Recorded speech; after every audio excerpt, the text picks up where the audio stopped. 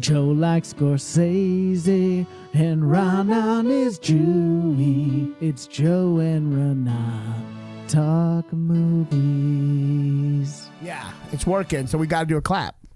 Oh, yeah, We don't have to do a clap. No clap. We're fucking are getting a little advanced here. All right, are we on camera? Slide over because we get the posters. Fucking, Is Fargo in frame? do I need to be closer? No, not closer than that. It's going to be like a flight. No, this is no good. In a second. Flight's a great film. You like Flight? Yeah. We've talked about it many times. on the podcast? Oh, yeah. Really? Whole episode, baby. What was the episodes? It's called Flight. No, did we talk Denzel? Or we Zemeckis or what? I think it was Zemeckis. We did Flight and Castaway, remember? Oh, I do remember. That's right. Wasn't I think What Lies Beneath might have been a piece of shit, even though we have memories of liking it. No, it's good. I saw it recently. I saw it last year. It's good. It's really good. It's not got great. like 43% Rotten Tomatoes. But that's the thing. It's like a good movie. It's not a great movie. It's a good movie that's underrated. That was considered like a bad. It's actually very good. Because I was watching it the other day on like TNT or something. I was when I was in London. TNT. Such an old man. What does that mean? Oh, you're like watching AMC channel? I don't know. I work the road. All right. That's not an old man. I'm working. Well, I didn't know you were saying on the road. I just heard that. I thought if you were watching TNT at home, though, that's like an old man, right? Yeah, if you're watching the NBA, that's acceptable. Anything else is tough. Right, or Shawshank. Right. Shawshank comes up. Every once in a while, the commercials are nice. You watch a movie with commercials, you go, oh, great, I'll go take a piss. I'll fucking call my father. I hate the commercials, but what I do like is not having to make a choice. Because Netflix, it's pretty much every night. I scroll on Netflix for 20 minutes, can't decide, and then go to sleep. Literally, that's what my watching is just scrolling. Yeah, I'm the same way. I got rid of Netflix. I did. What? Oh, you did? No, I'm just saying, like, that's how I'm like, have you seen the cover of this one show? Looked good for a second, and then I decided to move on to, that's all I can talk about. It's like covered thumbnails. By the way, our movie's on Apple Trailers right now on the homepage. Is it really? Go see it. Yes. Fandango, Whoa, Apple Trailers. We made it. Yes, sir. It's like fucking Jurassic World and fucking Fast and Furious 12, and then it's fucking this movie, huh? It's us, baby. It's just you and a sea of franchises around it. It's us, and what's weird is the movie is going to be like dead for weeks. I just realized because I'm like, we have runs from July 1st to the 7th. It plays nationally on the 6th, and then after that, you just can't see it anywhere till it streams. Yeah, well, it's interesting because it is in theaters. It's kind of like you're doing a Broadway show that like after a week it closes or something. Fizzles out. Yeah. Boy, is it possible that people like come in groves? Is that the right Groves? Groves. What is the word? Groves? I don't know. This is very Tuesdays with Stories. Well, I'm also an idiot. I don't know. Groves? Anyway. I think it's Roves. What? I don't know. But anyway, the fucking... Groves and rows of angel hair. The Louis and... of course I remember. One of the top 10 greatest songs of all time. By the way, I'm actually legitimately upset she's not on Spotify.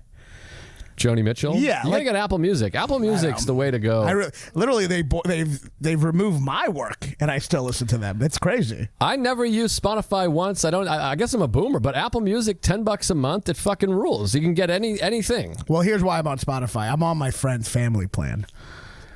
I know, but I'll get off. I got to get on Amazon because there's no Joni Mitchell. Yeah, that's insane. That's appalling. Yeah. They're really stupid, by the way. The Neil Young, take me off of the it's embarrassing. Yeah. I'm like, shut up. You sound stupid. It is very embarrassing. Over the vaccine, and just like, come on, you sound like a fucking goofball. Yeah, because it's like we're hitting all the current events here. Well, Joe Rogan's like 3 months ago. Not malicious. He's just, his views are just a little... sometimes uninformed. Can I say that? Yeah, you can say whatever you want. I mean, I'm like, I'm not a big Rogan guy. I'm just like, but the idea that you friendly. the idea that that's the thing is crazy. Though let me just say real quickly, and we'll go on a tangent here, but I'm not naming names, but we just texted about this. The people now who are saying the anti-vax shit, well, everyone's like, my body, my choice, but what about the people who didn't want to get vaccinated? It was their choice. It's like, yeah, but they didn't get vaccinated. and they didn't go to jail. That was like it's such a false comparison. Wait, say it again. I'm sorry. People who are like anti-vaxxers now are like, well, you didn't care for us. Now they're saying my body, my choice. What about us who didn't get vaccinated? And it's like, you had the right to not get vaccinated, and you did it, and it was a huge problem, but you didn't go to jail. You didn't have to leave the state to get not vaccinated in another state. It's such a bad comparison. Right. I think they're just harping on the my body, my choice. I know. And so they're saying that's what we were saying. I know, but you have to go beyond just a slogan. Of course. But I guess no one goes, I know. No one goes beyond that's what they're saying. I mean, the thing that's making me, we shouldn't be talking politics, but the thing that makes me insane is like the gun has more rights than the woman. But you're like, well, the gun doesn't have any rights. They're saying you have the right. It's actually very tough to be a gun. You have to like be forced to shoot children. You're like, I don't want to do this. Don't make me do this. Right. I don't want to kill that kid. Yeah. Guns don't have any rights. Imagine if you were forced. It's like saying a hot dog has more rights than a woman. Yeah, imagine if you're just forced to shoot people all the time. Also, I saw like a feminist was a sign that said, I wish I had the rights of a gun. It's like, do you want us to treat you like an object or not? I thought we didn't want to treat you like an object, and now you're like, I want to be treated like an object. I just hate bad debate points. And like, I don't like the gun law that everyone can just carry a gun. And I don't like the pro law. That's what Matt Wayne always says. He always says I sound like Christopher Walken. Yeah. And then I don't like the pro-life thing. But make a proper debate. Well, guns greater than women doesn't make any sense. The thing you're saying is similar to the thing I'm saying. It's people just stopping at a stupid. Well, that's why I said it, because you said it, and I said that reminds me of this. Remember when I said that? Yeah, well, I'm adding to that. You'd be terrible at improv. No, you're saying like, that's my sketch. You're saying it like gotcha. You're saying I'm not saying it like gotcha. You're saying like that's what I said, and I'm like, I know. I'm connecting with what you said with this thing. I don't think you know how Jews argue. I'm yelling in agreement. That's how Jews do it. It sounds like we're arguing, but I'm agreeing. Okay. I'm like, you I don't know about Jews. No one knows more about Jews than me. My last name is List. But anyway, so the point we're trying to make is we're not trying to be political, but you're just anyone who just tries to see a simple irony based on a slogan, which we're both saying equally, is a fucking idiot. Yes, it's dumb. It's dumb. Make a case. Make a case. Quit stopping at the slogan. You go, oh, well, God, it should go beyond that. You're smarter than that. Go beyond that, all right? Try harder. Try harder. We hate you. Be smarter, try harder, whatever. I was thinking for today, we'll do the Q&A, but maybe we could talk a little, I'll put you on the spot, a little about abortion movies. Oh, interesting. I thought that would be a good thing to talk about because, Well, does Juno count? I love Juno. People hate Juno. I mentioned that I love Juno, and people were like, you're a piece of shit. You fucking loser. I'll never see your movie now. I hate Juno. All right. Well, maybe I hate it, too. It sucks. What do you hate about it? I liked it. Because the snarkiness of it, of her like. Oh, I think we talked about this before. It's too self-assured. Like real kids in high school are insecure and awkward, like freaks and geeks. We did talk about this. Why fucking can't like there be Oscar. one? She's Maybe like Oscar Wilde. I don't know. Maybe there's one that is. It was a fantasy to me. I didn't. It was very Aaron Sorkin-y to me. Well, it is a fantasy. It's a film. Well, it's not like it's trying to be Lord of the Rings, Though they also, once again, don't make a good case. They don't really get into why she's keeping the kid. What do you mean? Who's keeping the kid? Her. Juno? Yeah. Well, she goes to the abortion clinic and she feels bad about the abortion because the girl says it says fingernails or something. Oh, yeah. I guess it's interesting because it's like, yeah, you're right. Maybe they do make a good point. But anyway, I don't like that movie. But I get that you like. I think that movie. I like the music. I like Kimya Dawson. It was sweet. But maybe if I watched it now, I'd hate it. Don't yell at me. Whatever. Well, I've always brought this up, and you could fact check me or look for it, but I'm pretty sure, I got to make sure I don't get this. I'm pretty sure there's one point where she makes a joke. She's like, okay, Morgan Freeman in The Bone Collector, when that was like Denzel Washington. So I think like literally the screenwriter confused two famous black actors in a line. Or is it supposed to be funny? I don't think it would like that she's confusing Morgan Freeman with Denzel Washington. I don't know. Well, I mean, that's a pretty racist joke. I don't remember. I don't know. But yeah, I mean, comment or fact. It is a very right-wing racist film, Juno. Well, it's a pro-life, right-wing. I think Mike Pence wrote it, I think. Well, it's kind of funny. There's a lot more not abortion movies because abortion movies really take away, really solve the problem in a movie about conflict. So what are the other abortion movies? Well, you got the scene in Godfather 2. That's not an abortion movie. I mean, that's a great scene, but I mean, it's a powerful scene. But I guess that's kind of like that's an abortion, Michael. You know, it was an abortion. Oh, you are blind. I feel like the pro-choice people should use that scene for their movement. I mean, I'm one of them, pro-choice. Pro-choice. Because you don't want to give birth to a fucking evil mobster. Right. You know what I mean? Yeah, but I think then the pro-life people were like, "Well, you married a fucking mob guy. You should have when he murdered your brother or whatever, his brother-in-law. I mean, what the fuck?"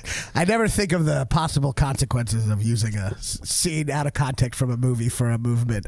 You're right. That would backfire. I'm watching Dope Sick. Michael Keaton is great, but then Rosario Dawson, by the way, really hot. Yeah, but have you watched Dope Sick? Is she bad? It's insane. We're laughing out loud. We pause to laugh. Yeah, I remember. She's like got a whiskey and she's like, I saw her in something. I don't know about that. I think I saw her in something. I was like, she is not great. But anyways, we got. I've made all these cases before. Let's do some Q&As. Okay. Any other abortion movies? There's an Obvious Child one. Yeah, I never saw that. Did you? Doesn't she just get an abortion and that's it? I didn't like it. There was also one that I didn't see recently where they drive. A girl and her friend drive far to get one. It looked good, and I started watching it. It was really depressing me on a plane. I actually can't watch movies on a plane. Well, you know, it's another good abortion. You know, it's a very good abortion movie. I mean, Brawl in Cell Block 412. Oh, yeah. They're trying to force that abortion on that woman. Oh, right, the abortion guy. That might be the best abortion movie. Yeah. What other abortion? I mean, you're naming this is very broad. Well, there's yeah, Dirty Dancing. There you go. That's a great one. They get an abortion in that? That's hilarious. I've never seen it. You've never seen Dirty Dancing? No. Oh, it's fantastic. Oh, Love yeah, I've Dirty never Dancing. seen it. We should do Swayze. We should do Point Break Dirty really Dancing. Pulled that really felt like a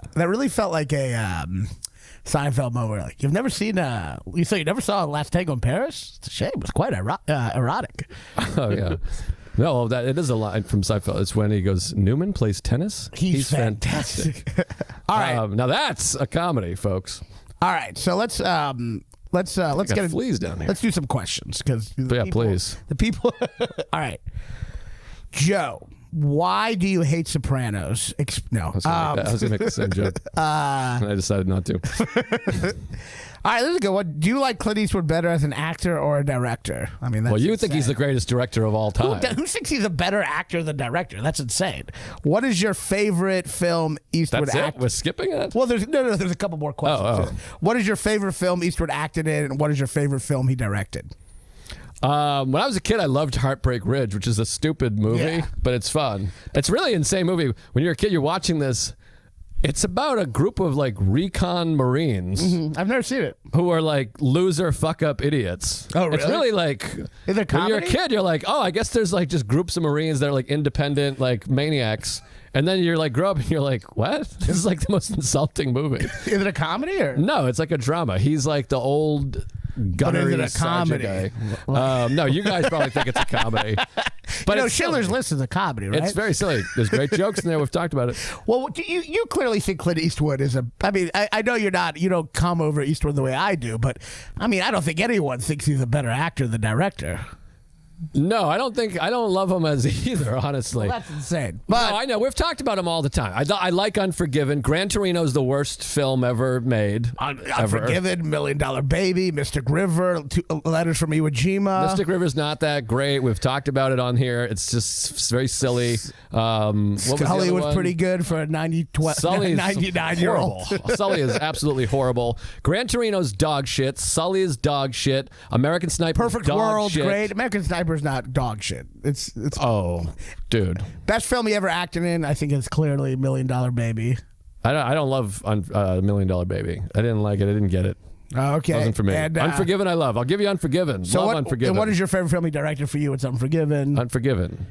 For me, it's you're unforgiven for all these. For me, it's $1 Million. I mean, for me, it's Mystic River, or Letters from Iwo Jima. Actually, maybe Letters from Iwo Jima. All right, fantastic. Letters from Iwo Jima, amazing movie. Not enough people have seen it. We've talked about Clint Eastwood. We've had this exact dialogue on the show. I feel like enough people have seen Letters from Iwo Jima. I know, but I feel like enough people have seen it when you said it fucking last episode. Oh, this is a good one. This is for you, Joe. If Robert Redford saw 4th of July and wanted to cast Joe in a new movie he was directing, would you take the role? That's not a good question. No, it's not a good question. No, I can't. I don't think you're a great actor. Of course. I mean, I would burn every podcast ever and kill myself. This podcast would be immediately unavailable. No, if Robert Redford was like, I caught your set at the stand, I thought it was great, I would fucking build a bust of him in my living room. I mean, not only that, you'd be like, he actually is a really good actor. No, I'd be like, he's amazing. He's subtle, is what he is.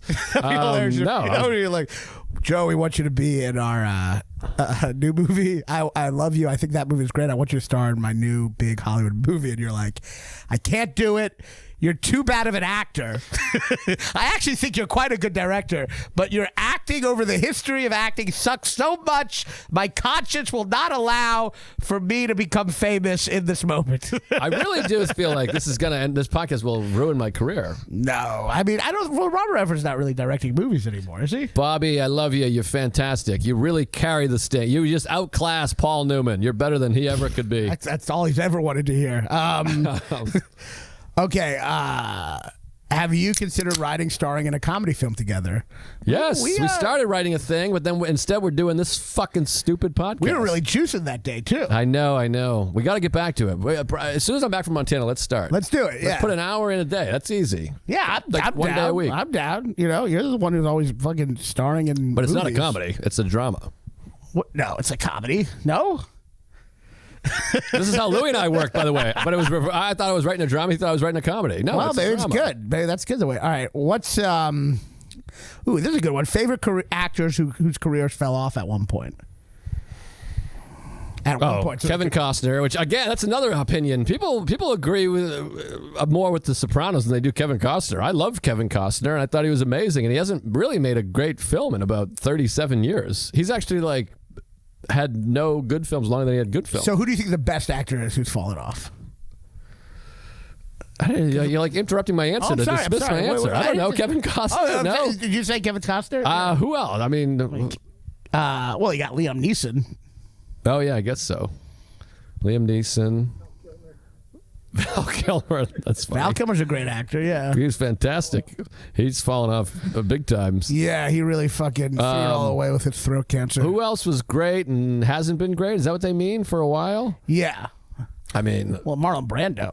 Marlon Brando, yeah. John Cazale, Philip Seymour Hoffman. But those guys are the best and fell off. Marlon Brando might be the biggest one because he really did a lot of bad shit at the end. He was like, the island of Dr. Moreau. It was just him and all these animals who look like him. And and then he wasn't even in it half the time. Oh, and Val Kilmer's in that too. That was both of them. That's right. Who else used to be great and fell off? I mean, Michael Richards, unbelievable. Some of the great performances of all time. And then... I don't know. Yeah, Costner comes to mind for sure, but I don't know that he's doing bad performances. I think he might just be doing bad movies. What is he in now? I guess he's not. He's in Yellowstone, the big TV show. But his career hasn't been it hasn't become. To me, I think that question is who's become a mockery. Like John Travolta's become a mockery. But Kevin Costner was a mockery for a while because he had Waterworld and Postman, and he was a punchline. I mean, Kevin Costner was the comedy punchline for a while. But even that wasn't. To me, I think of it as selling out. Even that was him sticking to his guns and just failing terribly. Yeah, but I really think Costner's awesome in JFK, Bull Durham, Field of Dreams. That's a really Silverado. Yeah, no, he is great. That's a really great part in Cable Guy when he at the end he's like, I know people hated Waterworld, but it's actually pretty good. No, he's like, I loved it. It was a good movie. I've seen it 3 times. I loved it. Is Joe prepared to take on more roles after his debut? I'll just answer that. Nope. I mean, prepared? I mean, I would like to do more roles. He's done. This is it, right? Yeah. No, that's it. One time only. OTOTO. Let's see what else is a good one. Yeah. Has anyone heard of you? Ooh, what are the best or worst movies Louis recommended to you? That's a fun one. Wow. I mean... Mostly bad. I mean, half of them I don't see. I just call him a week later and go, woo, you nailed it. That was fantastic. I can tell you the worst movies he's told me the entire plot of multiple times. Yeah, there's a few of those. The entire plot.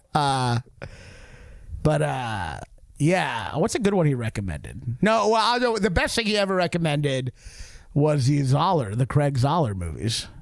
Oh, right. But I had Patrick Holbert sent those to me first. Well, Patrick Holbert can suck my dick because I got the recommendation from Louis, and it's. Well, so we shouldn't talk about our individual experiences? That's your answer. There you go. Fine. For me, it's Craig Zoller, but what about you? Yeah, great ones. I don't know. I mean, a lot of them I've seen, but sometimes you'll say you've seen it, and he just tells you about it anyway. I know, he just tells you the entire plot. Yeah, I'm trying to think. He's like, you should see this movie. Here's the first scene. Here's the next scene, and you just go through the whole thing. Yeah, I know that's tough. I don't know. I think a lot of them, because a lot of them really are like movie you try watching. You're like, I don't think so. He's played me movies that I'm like, I can't even remember the name of them. It's he insane. forced us. I mean, the door was unlocked, but he forced us to watch. What's it called? I hated it so much. The Dirty Dozen. Oh, right. No, The Great Escape. Oh, The Great Escape. I hate that movie so much. Oh yeah, there's a movie upstairs that he made me watch the whole thing. Oh, the best one is I had never seen Hearts of Darkness. Oh yeah, that's great. Yeah, that's like one of the best movies ever, and he showed that to me, and it's one of my favorite. I've watched it 20 times since, and it's incredible. So I got to give him credit for that. But yeah, he's bought. I mean, I'm not kidding. $160 worth of movies on my account in my living room. Just sat there purchasing movies to show me a scene. Wait, on his card or your card? On my account. It's on my account. Like literally hundreds of dollars. Yeah, he's like, oh, can I just whatever? I'll get you back. And then you're like, but you can't be like, can I get my $180? I'm telling you, like, and one of them's like Planet of the Apes 4. I'm not kidding. Because he's like, you got to watch how funny this scene is. Oh, Big Country is up there. Oh, actually, no, it's Planet of the Apes 8, and he buys that. Oh, no. It's Planet. Oh, that happened. That literally happened. It was a dream I had, actually. Yeah, no, that really happened. There's like 7 movies up there. But it's hard because he's given me like, thousands of dollars through work. Yeah, but yeah, it's hard to be like, can I get my $80, please? But well, you don't want to look. Yeah. I guess when you're rich, you could look on YouTube, but I guess when you're rich, you're like, let's just fucking buy it, go right to it. Which I do the same thing, and I'm not rich. I'm just like, I'll just buy it. You have a library. You have quite the library. I have a library. When I do the math, I'm like, this is like $2,000 I'm looking at here. But you know what it is? It's your own streaming platform. It's nice. It's nice to have, and it's like we talked about earlier. You have too many choices on when you have like Amazon, Hulu. So you just go to your purchase movies, and you're like, oh, this. You've taken some control. I like that. You go. You're like, should I go to Netflix or should I go to louisgrift.com, the platform, you know what I mean? And I like to buy movies. I like to own them, which you should buy 4th of July when it comes out streaming on Louis' website. Did you have a date or a possible, like, what around? August? I have a date, but it's August. Oh, this is hitting the fucking theaters this weekend. This weekend, you pieces of shit. If you're Santa Monica, New York, East Village, and that's July 6th. July 6th, 7:30 p.m. All the dates are on louisck.com. You got a bunch of cities. I saw someone post a list. Cities. Fucking Spokane. Spokane, Sedona, Santa Monica, and New York are the ones we have a full week-long run. That's awesome. I asked to get Tacoma and close. Yeah, maybe Spokane, Tacoma. It's about a 3-hour drive. Maybe my parents live in Tacoma. They've been wanting to see the movie. Maybe they'll drive to Spokane. I can't tell if you're serious. It's not a close drive. That's a long drive. I've done it. I know. I'm not serious. This is a good one. Most boring movie of all time. Wow, most boring movie. I usually hate boring as a critique because you're like, well, you're just not interested in it. But we technically going back to Sopranos. I watched this. Whatever it was on the plane, season 2, episode 11. I'm like, please, someone watch this and tell me it's not boring. It was so fucking boring. Here, okay, great. Well, I just wanted to say, boring as shit, which no one ever brings up, but it's a great comedy. It's just a laugh a second. Most boring movie. It's hard because if a movie's boring, I turn it off. I don't remember it. Right. If you got there's movies that you critique as boring that I think are amazing. But it's a good point to turning it off. So in a way, I think some of the movies we've watched on this because we had to. I'd say Nomadland is up there. That's a boring movie. That's very boring. That is boring. I once went to the theaters and saw some Robert Redford movie. I think it was called Truth. It was about how Dan Rather kind of got some information wrong about George Bush, but not really. I'd Dan rather not watch that. Yeah, it was. I walked out. It was the most boring thing. Can you imagine anything more boring? Robert Redford as a reporter who just kind of gets information wrong and gets in trouble. Like I don't even remember. And it wasn't even like real. It was like just about where George Bush went to college. He like got that Yale. wrong. Yeah, or something like it was the most low stakes, boring thing I've ever seen in my life. Yeah, that's tough. I mean, most boring movies. I don't know. Well, I'm trying to think. Because, like I said, if I know a movie, it's because I like it, probably. Yeah. But there's some other. I mean, I feel like I've seen some really boring movies. Oh, I know one. What? Ghost Story with Casey Affleck. Is that what it's called? I never saw it with the I saw it in the theater with Ari and Mark, and I made them come. I was like, I know it's art, whatever, and it has like 104% Rotten Tomatoes. They got extra credit, and it was like nominated for shit. And it's like a hood. He's like, a sheet.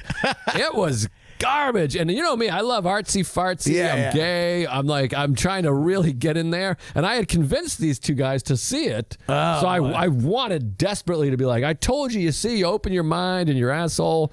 And man, it was a bag of turds. I hope Casey Affleck doesn't hear this because we're Boston. He's Boston. He's my favorite actor. Manchester by the Sea, my favorite performance. He's the best actor in Good Will Hunting, as we've talked about. Amazing actor. One of the best. The greatest.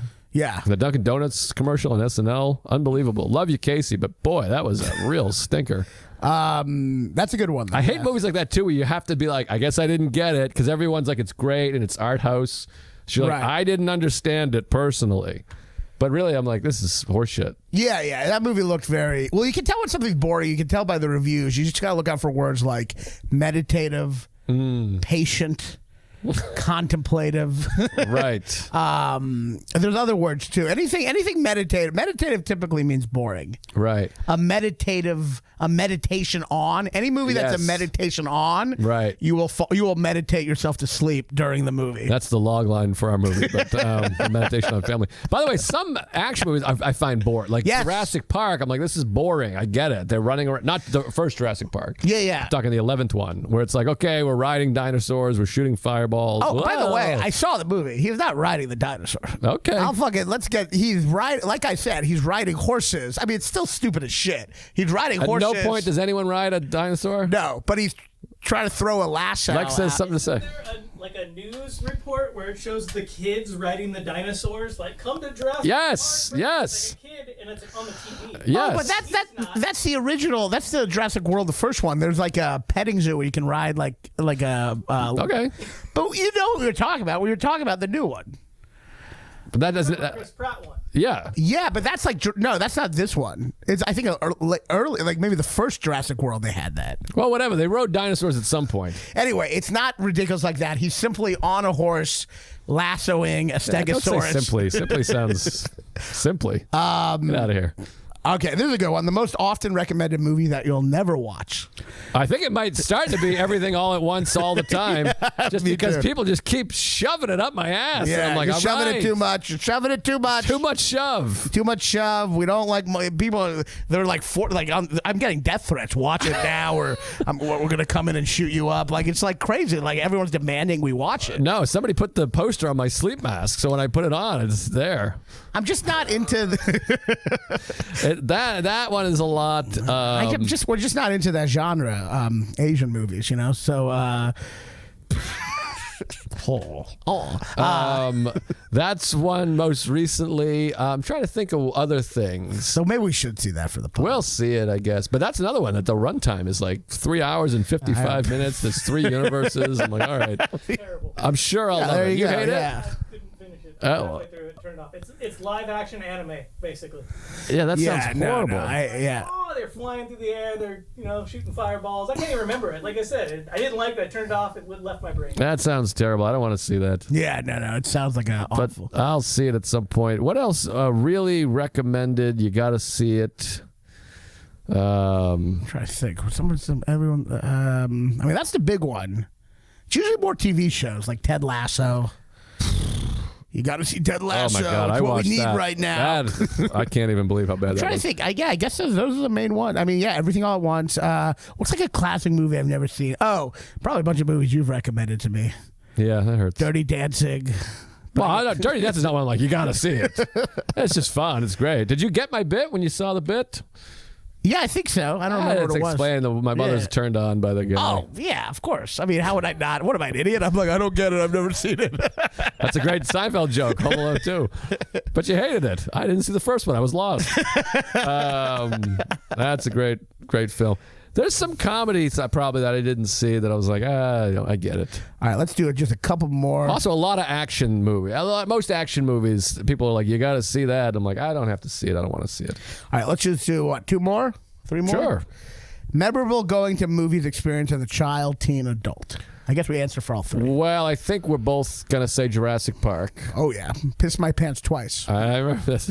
I feel like we're on reruns in this episode. I know, it was bad, yeah. Jurassic Park was memorable. The first movie I ever saw was 101 Dalmatians. I remember my Aunt Betty took me, and I remember it was thrilling. It was amazing. I was probably 4 years old or whatever. Isn't it like, I get so sad because I saw Jurassic World Part 12 in theaters, and I'm watching like a guy like fucking whatever write a novel with a velociraptor and stuff. And I'm watching it and I'm like, movies used to be so exciting to me. Like Jurassic Park was so exciting, and now I'm sad in Vegas watching a dumb dinosaur movie from the same universe, and it was really depressing. Like movies when you're a kid are so powerful. It's such a powerful experience. It's not, for me, it wasn't just Jurassic Park. Independence Day. I mean, that movie is dumb as shit, but that was like an amazing experience to watch as a kid. Beauty and the Beast I remember in theaters. Right. You know? That's us. Yeah. No, I remember seeing Forrest Gump with Ron Reynolds, and I was 12, and I was like, this is the best movie I've ever seen. I fucking love this movie, and I still love it. So that's, but that's probably that's your This teen is all answer. in the theaters or just movies? What In was the question? theaters, but in the theaters. But that's your teen answer, right? Forrest Gump? 12's not a teen. Oh, It's yeah, 12. It's not. Teen. Boy, I seeing Rushmore. I really was obsessed with Rushmore. Royal Tenenbaums I saw 4 times in the theaters. Also, seeing Comedian was amazing to me because I was 2 years into comedy, and that was very exciting. I had to go into Boston to see it. I had to take the subway by myself.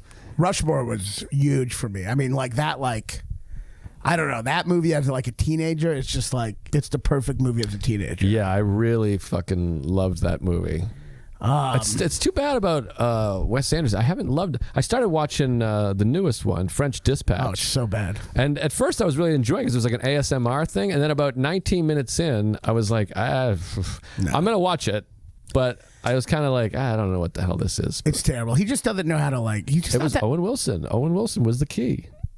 Oh, yeah. They only wrote the first 3 movies together, and those are the best 3 He's the by genius. far. Yeah, it's true. Yeah, He's the 4th of July. I see. Yes. The writer-director is going to get all the credit, but that co-writer... You could say the same thing for Jim Taylor in Alexander Payne movies.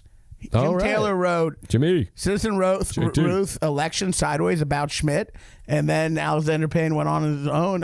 Alexander Payne went on his own to do The Descendants. It's a good movie. I didn't like that movie. But he misses that Jim Taylor. I think that Jim Taylor, Owen Wilson, Joe List. Jim Taylor, Owen Wilson, Joe List. I said that to Louis. I'm like, this is the beautiful thing about being a co-writer, because if people love it, I'm like, I kind of, I was like shadow directing, really. Yeah, people are like, wow, this is way better than what's his movie? Pootie Tang. Pootie Tang. But if they hate it, I'm like, this guy's an egomaniac. I couldn't get a word in. Fuck this guy. Well, he made all those choices. But yeah, so I guess for me, Rushmore. What about adult? A movie in the theater adult? That's a good question. Well, Lost in Translation was very memorable. I've told the story. I tried to do a bit about it. I was in love with this girl. We were in film school together for a month, and she had a boyfriend. We just hung out all the time, best friends. And then I went and saw it, and then afterwards she's like, "I'm so glad they kissed in the end." And I was like, "I know."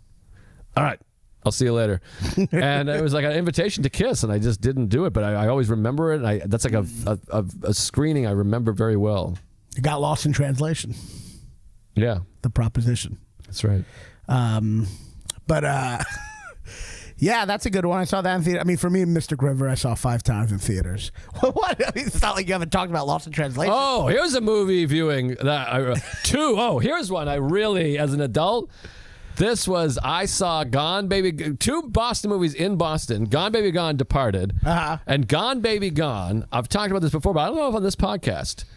The scene where they reveal the decision they made with the lights in the background, I got goosebumps thinking about it. That is one of the all-time reactions to watching a crowd, because the movie ends with, do they call the police? Do they let the baby live with Morgan Freeman? Or do they bring it back to the abusive mother? And it shows them talking. I think that movie is fantastic, by the way. Amazing movie. It shows them talking about it. Then time has passed, and you see him, and you see those lights out of focus in the background. The whole audience gasped and went into conversation. I've never seen that in any movie ever. Yeah, that was very compelling to watch in a group. It actually is. It's one of those endings that you don't really get a lot of. Most endings are like, oh, it's complicated, but it's not really. That's one of those endings where you're like, I don't really fully know how to feel. Let's debate it. Yes, that was fantastic. And also The Departed, which I went and saw a second time with my father in a packed Boston theater when DiCaprio gets shot, was shocking. I mean, That's people crazy. going like gasping. Yeah. It is one of the most shocking, maybe the most shocking death in the history of film. I think what's so shocking about it is, to me, is like he gets shot like he's not a main character. Exactly. He gets shot like an extra, just a gunshot wound right when it's very equal to everyone else. Yes. Who gets shot in that moment. Which is what it should be. That's what death should look like. Yeah, it is. It is very. It was a very intense, like in its indifference to it. Right. He just gets shot in the head so quickly. It is a very it is a very shocking moment. Kind of like the death in No Country. But that's so indifferent that they don't even show it. They don't even show it, yeah. Which I love, too. Yeah. But it's good to have indifferent deaths. We're all fucking, meaningless. Gonna die. Yep. No one's gonna care. For you, anyways. Oh, this is a good one. Maybe we can end on this one. Which Tom Cruise character would you fuck, marry, kill? Well, Maverick. Oh, fuck, marry, kill. Okay. Well, Maverick's the best and the hottest. I know who you'd kill. Babbitt. Is that Rain Man? Yeah. Oh, yeah. In a second. You'd kill him. Let me see, because Maverick is like, that's my guy. I mean, Maverick. Whew, I just love him. I mean, you can't marry him. He's gonna be fucking everybody. It's dangerous. You're worried. I don't know how well it pays to be in the Navy. I like how sometimes we think we're like real film critics, and then we're just here being like, I don't know which Tom Cruise I'd fuck up the ass. Which one? Well, I don't feel like a real film critic, and I talk about it all the time. This is why I get annoyed by people like, you're dumb. Like, I am dumb. I'm a fucking idiot. You didn't see the episode where Siskel and Ebert talk about which Paul Newman they'd want to fuck? I'm like, I don't even know. I just yap all day. I don't know what I'm talking about. The Sopranos is great. This is an Who important cares? film analysis. Which Tom Cruise would you fuck, marry, kill? No, people write all the time. They're like, these guys are fake film snobs. I'm like, no, we're not. We're real film snobs. That I don't know. I hate your favorite movie, but I like these movies. When they talk about which Tom Cruise character they want to fuck, you can tell none of them went to film school. It's so obvious. By the way, what's more snobby than only watching Goodfellas? Yeah. That's all I do. That's pretty snobby. I'm like, every night I watch it. That's like the snobbiest thing there is. I've seen 11 movies in my life. Yeah. Okay, fuck, marry, kill Tom Cruise. I think I'm gonna fuck Maverick without question. Obviously. I mean, he's like the way he puts those glasses on. Forget about Maverick. 86 Maverick. I'm not fucking this old asshole. But here's the thing I never understood about fuck, marry, kill. It's never explained to me. When you marry the person, do you not fuck them? Because if you could fuck them a bunch, wouldn't you want to marry them and keep on fucking them? You're so naive. You're What? so silly. What? Yes, you fuck them, but you have to live with them. You're right, fucking right. sitting there talking about your day. But you still get to fuck them. I mean, But yeah, some yeah. people you don't want to live with. I see what I'd you're like, saying. I'd like to fuck you, but I don't want to talk to you for more than this hour we're recording. So you're saying that you wouldn't want to marry Tom Cruise from Maverick? You think he'd be? That's what I'm saying. Well, I think he's going to be fucking other women. He's always going to be Okay. leaving. He's too cocky, whatever. Okay, I didn't know you had those reasons because you're just like, I really want to fuck him. I'm like, well, then marry him. Fuck him all the time. I suppose, but he is cool and fun and funny. I'm interested in marrying him. That's what I'm saying. I think I'm maybe you interested. haven't considered it. Yeah. I'm interested. All the right moves. Maybe I'll kill him. He's annoying. He's a cunt in that movie. But yeah, I'll kill all the right moves. Mm-hmm. And I'll marry Cocktail. You'll marry Cocktail? Yeah, Cocktail really? Tom Cruise. Well, he owns a bar. That's pretty fun. But you're fucking sober. You're going to marry someone who owns a bar? So what? I don't have to hang out there. It just seems At like- least I know where he is. He's on the corner. He lives in New York. He's very nice. I guess you're already in comedy, so you already deal with alcohol. Plus, he fucked Elizabeth Shue. I'll be sniffing his cock every night. That's a good thing. You can, like, But this can I is watch you serious fuck film other talk women? here. Well, is this a loophole? Tell me there's a loophole. So maybe I'm being an asshole for answering it like this, but I'm not gay. So I think if I fucked Tom Cruise from Magnolia from behind, I mean, it's always behind. Oh, he's got the long hair. Yeah, it's got long hair. I Not mean, always behind. You can have missionary sex. with a man? Of course. Wait, you can't? How haven't you lived? When you got pegged, didn't you get fucked missionary? No, from behind. Oh. You can have sex missionary? I What's so weird? The whole point of getting pegged is you can see the tits bouncing. No, I was getting pegged from behind, like prison. That's terrible. Because that might as well be a guy for you. That's the benefit of getting pegged, is you look up and you see the tits. I didn't know what peg etiquette was. You know what I mean? I didn't know. You fucked up. But anyway, I would fuck him, Tom Cruise, from behind. I think the long hair. It's just like a woman, like probably has long ass hair too. Though. Yeah, well, I just think But you're misusing his face. Yeah, I guess that's cheating, right? I feel bad. That's not cheating. I think I'd fuck Tom Cruise from Tropic Thunder. He's pretty. I'd kill that guy. That guy sucks. No, I think Tom Cruise Affirm is the hottest. Okay, so he'd actually be good to get married to because he's like he's going to make a lot of money. He's smart. What about Days of Thunder? That's hot. He's a race car driver. But he could die. I mean, I could fuck him, but I don't want to marry him because I don't want to have him die. Leave me a widow. Collect. Then you're single. You can fuck all the women you want. Yeah, but I'm scared all the time. He's racing. I'm afraid. I'm at home, just hoping he comes home every That's night. how I felt about Top Gun. You want to get Tom Cruise in a more stable thing, but I mean, I don't. Where's he ever? What's this? If you're marrying Tom Cruise, what's his only stable? You can't do Mission all Impossible. the right moves. He's like a steel worker, All the right moves. But he was going to play ball. He went to college, so he might have got out of the steel mill. That was the ending. Yeah. Wait, which one did I? All the right moves you didn't watch. We were supposed to watch it. Yeah, I was like, I don't remember it. Yeah, you bailed on that one. Risky I took pages of notes on it. Risky Business, he's going to be good financially, I guess. Yeah, I suppose so. But I feel like his values in that are a little scary at the end. I think he'd not really be emotionally available. Most Tom Cruise, you'd be waiting at home like fucking Tom Hanks' wife in Apollo 13. I feel like most of them, you're like, I don't know if he's going to make it back. Mission Impossible, I mean, that's insane. You just disappear all the time. But that's kind of nice. You get the house to yourself. You get the clicker. That's a good point. But maybe I definitely fuck Tom Cruise Affirm. I mean, that's hot. I think that's hot. I think it's important we spend more time on this. I'd fuck Tom Cruise in the Firm. I think I'd marry Tom Cruise Magnolia because I like to fix people. You know what I mean? He's broken, and I think he's. Who are you fixing? Are you kidding? I fix. You're not a fixer. You're like a breaker. No, I'm a fixer. No fix. I fix. I repair. I don't think so. You look like a repairman. I make them realize they can do better, and then they leave. That's not bad. That's fixing. Maybe you're right. And kill. I'd kill. Rain Man. Of course, I'd kill that guy. Yeah. Or hate fuck him. That's not bad. Yeah. He is answering a question from an hour ago. That movie's great. Yeah. I love it. I feel like this episode's our rock bottom. Does it feel like that? Or is this good? I think this is like amazing. Are you kidding? I'm dying. We had some good breakdown. We had some good stuff. I think I'm just really hot. It's really hot in here. I feel like I'm being interrogated. I know. But I got to run. I got to start a fucking show. I have to do this baseball show for 3 hours. Well, fuck it. We'll plug your movie, and then we'll get to fucking. Thanks for the questions, by the way, people. This is our first Q&A with the filming, so that's. I mean, this is gonna be huge. This is gonna be, straight to the top. We appreciate you all listening, and yeah. Where can they see Join the movie? Patreon. Join the We're really Patreon. doing good stuff on the Patreon. Yeah. For the down and dirty stuff. You want secrets from the movie, secret from the movie business? Yeah. Nudes of Ronan? Get on the Patreon. Join for like $300 a month. He's hurting. I am, but I went to the grocery. I got that yogurt, non-fat yogurt. It was $10 for one. I'm like, we're living in Germany in the 30s. I'm like, how am I going to survive? It was expensive in Germany in the 30s? Yeah, well, inflation. I mean, that's what's so scary. I mean, I don't think it's similar, but like Hitler took over during really bad inflation and the Democrats being very weak. Yeah, well, So anyway, where can they see the movie? The movie's. It'll be out tomorrow. So tomorrow you'll be premiering this movie at the Beacon. Yes, I saw Bob Dylan there last. Beacon Theater. We've sold almost 2,000 tickets. It's going to be insane. I'll have no voice because this is my 5th podcast of the day. But come out. The Lemley in Santa Monica, July 1st to the 7th. That's out in Los Angeles there.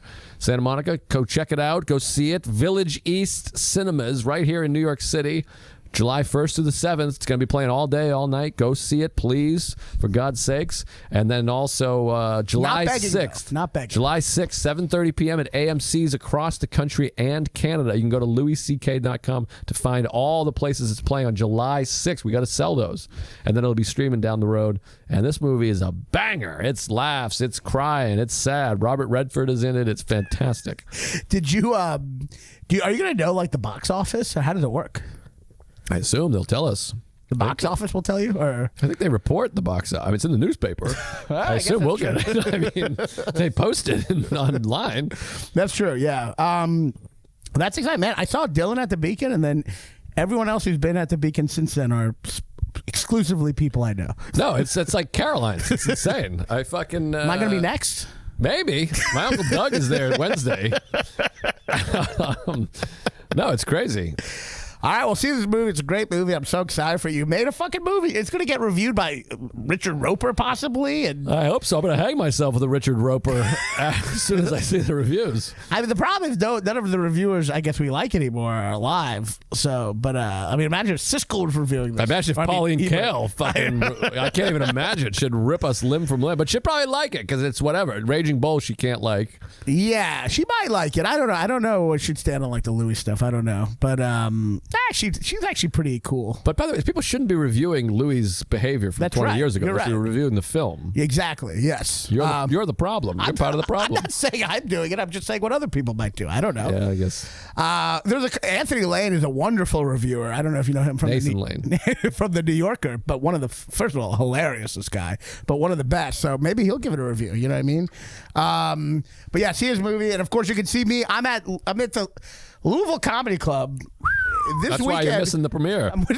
Tickets are terrible, which is unfortunate because I've been doing comedy there for over 20 years. That's where I started. So if I don't have a draw there, I mean, what the fuck? Well, but they saw you at your worst, remember? They saw. Well, also it's July 4th weekend. It's bad, right? That's a bad week. You don't want to open a big thing. Everyone's seeing Louis in your movie. Yeah. That's the excuse I'm going to get when I get there. They'll be like, bad timing. Louis and Joe's movie came out this weekend. Our movie feels so funny. It was more like this. The movie's called 4th of July. It opens July 1st. You can only see it July 6th. People are like, what? It doesn't make any sense. It's just confusing people. July 4th, coming out September 23rd. And it'll be in theaters August 5th. You're like, what? You really got to lock a date down first before you... It's bad news, Bears, but whatever. It's going to be great. Louisville. Come to Louisville. Come to Louisville. I mean, tickets, honestly, this is really... But promo code SLUGGER... Slugger. Oh, Louisville Slugger? Louisville Slugger. Slugger, you promo code, you'll get free ticks, service charge, and a 2-drink minimum. But and I get to fuck your mother. But like you get pretty much free ticks Thursday through Sunday. Stop saying ticks. Free ticks. What are we, cool? You sound like you're 21. I get some ticks. Free ticks and free Lyme disease and free... Come to the... Say tickets. This weekend, you can go to my Instagram for the link. It's Rodon Comedy. And I'm going to be in a bunch of other places where I don't have a draw. Key West and Oklahoma City. Well, no one has a draw in Key West. So that's true. Yeah, Key West. That'll be good. Key West. I'm excited for my abortion material there. I'm sure it'll do great. And oh, they don't care. They don't care? Oh, if Key West? I guess you're right. Florida's like kind of like... First of all, nobody cares about abortion jokes. You're right. Everyone's like kind of in the middle anyway. Yeah. They really are. And the right-wing Christians aren't going to be at this show. No, that's the thing. The only people that are really... I was thinking about this. I'm like, I don't think I know a pro-life person. Oh, what? You pointed out one comedian. Yeah, but yeah. But like, I'm like, I don't even know where these people are living. Yeah, well, there apparently a lot of them in America, but like, yeah, they're not here. But yeah, but they're mostly like the people that are really, really pro-life. Are like they're not like at fucking Comedy Tits in Cincinnati or whatever. They're not coming to a very Jewish person named show. They're not. Should we see Ron on Hirschberg? No, they're in like church or whatever. Yeah, they're watching fucking whatever Jeff the Puppets or whatever. Yeah. I don't know a woman that hasn't had 6 abortions. My mother, my wife, my fucking grandma.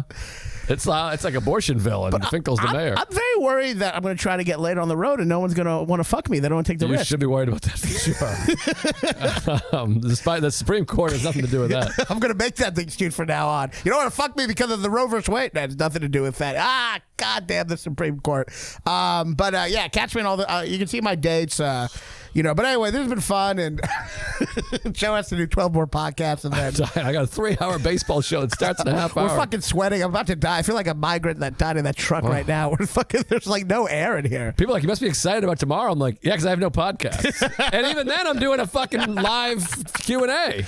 I feel like the dumbest person on the planet who talks the most. It's so stupid. Colin Quinn said, he's like, we live in a time where you can get canceled for anything you say, and every comedian is recording 100% of their conversations. Did I tell you his joke about cancel culture? No. He's got the best one. He goes, yeah, I don't know. People say cancel culture is not real. Maybe they're right. I'll just say this. My manager and agent both called me on the same day and said, if anyone asks, you haven't seen Chappelle's special. He's like, that's just my experience. And then he does Frank Pantangeli. Dave Chappelle said this. Dave Chappelle said that. But it was all lies. That's like the best take on it. He is so fucking great. He's the best. He is That so is good. the best. That is so cancel culture bit. I've been. You didn't see his comedy special. Oh, all right. I've been looking like that premise. I've been looking for a punchline for that for so long. It's so perfect. He kind of like says a joke that a lot of us couldn't ever crack. You know? Yeah. It's like I knew there's something there. Right. Yeah, he's so good. Oh, it's perfect. His fucking career advisors are like, don't even say you saw it. Anyways, we gotta go. Yeah, we gotta go. Cut. Joe likes Scorsese, and Ronan is Jewy. It's Joe and Ronan talk movies. I'm working. You got 3 minutes to talk about your ex and whatever other sad shit you have to say. If we're not onto something funny or scary, I'm hanging up. Jesus. We're down to 3 minutes now? This counts. Well, I didn't want to talk about my ex. I'm over her. I'm getting over her. I want to talk about how I need to find someone to date. Does that count as sad asshole stuff? I don't know. It's in the same neighborhood of sad asshole stuff, yeah. Well, I'm just fucking lonely, man. I need someone to share my life with. I'm a girlfriend kind of guy, you know? I don't know. I don't know. It's embarrassing. Don't you know you can't look for a girlfriend? It just happens, bro. When you're not expecting it. I mean, you sound like my wife's divorced friends, dude. Dude, you aren't supposed to say stuff like this, dude. Well, what the fuck? That's how I feel. You can't tell me to say I need to share my feelings and then shit on my feelings. Why not? Those are my feelings.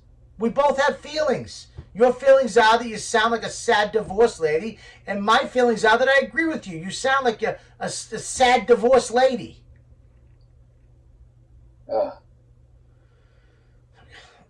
What happened to that girl you were dating? What happened with her? She wasn't my type, and she ghosted me. She ghosted you?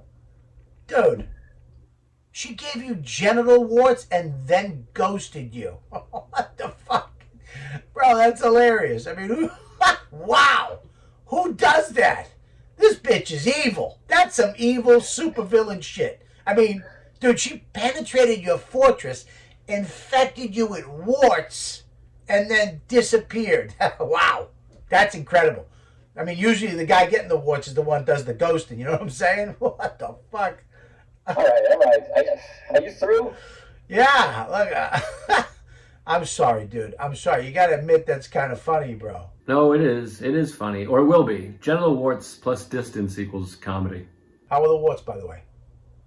Gone. They're all gone. Like magic. Just like you said, man. Unbelievable. I told you they're nothing. I used to get them quarterly. It's almost fun getting them. Gives you something to do. You know, you just don't want to get herpes.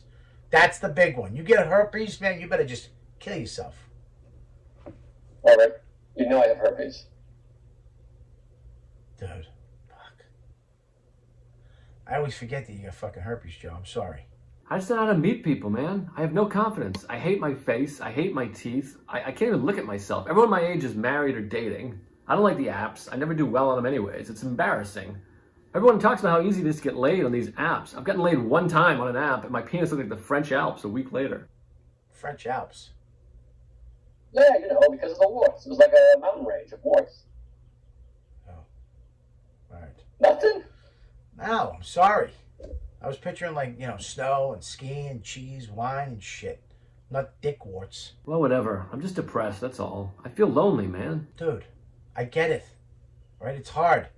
I didn't get married till I was like 43. I've been there. It takes time, bro. You just can't force it. You gotta try to relax. Just chill out. You have to live life on life's terms. You a show.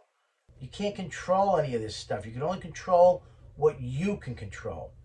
Just keep being the best version of yourself. That's it. And you'll meet a good girl. You're an acceptable looking guy. You're funny. You're smart. You're thoughtful, kind person. I mean, any fucking woman would be lucky to date you. Lucky. I'm serious. Thank you, man. That really means a lot to me, you know? And I think that's what I needed to hear right now. All right, I'll talk to you later. I love you, buddy. What's up, dude? How you doing? I'm all right. I actually feel pretty good, actually, to be honest. I've been doing some thinking. I think I know a girl that I want to ask out. That's great, dude. Do it. Who is she? Well, I wanted to ask your thoughts, actually. Remember I told you about the girl at Planned Parenthood? No. Yeah, you remember. Remember I said the girl that took off my warts was, like, really pretty and super nice? Dude, no. Wait, why? I can't stop thinking about her. She's beautiful. She's kind. We had a really good rapport. Dude, you can't ask the girl that burned warts off your dick out. That's ridiculous. Why not? What is that, a rule? I think she liked me. Oh my God, you're like one of those guys that gets a lap dance and think the stripper's into him. She didn't like you. She was disgusted by you. I'm telling you, I think we had something. You weren't there. She seemed genuinely happy to talk to me. I made her laugh. She didn't judge me at all. She's a doctor. That's what they do. She can't point at your cock and go, yuck. She has to smile, be nice. There's no way while she was scraping warts off of your dick, she was thinking, oh, I'd like to put that inside me. No, probably not, but maybe she was thinking, gee, this guy is really nice and funny, and I'd like to get to know him better. You're right. I got a colonoscopy a couple weeks ago, and I asked the guy out for ice cream after. It was fun. Come on, man. I'm serious. I'm going to do it. I'm going to ask her out. I need your support on this. Okay. All right. Fine. All right. Fine. I support you. I support you. But look, what do you want me to do, Joey? I mean, you got to cut me some slack. I mean, this is some funny shit. You're asking a woman out who took a cheese grater to your hog a couple weeks ago. I mean, what the? It's hilarious.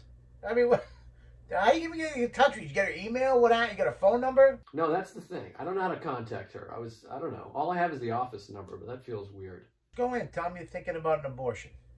I was thinking about just waiting outside for her to get off work and bumping into her. And don't use the word bumps around her. All right.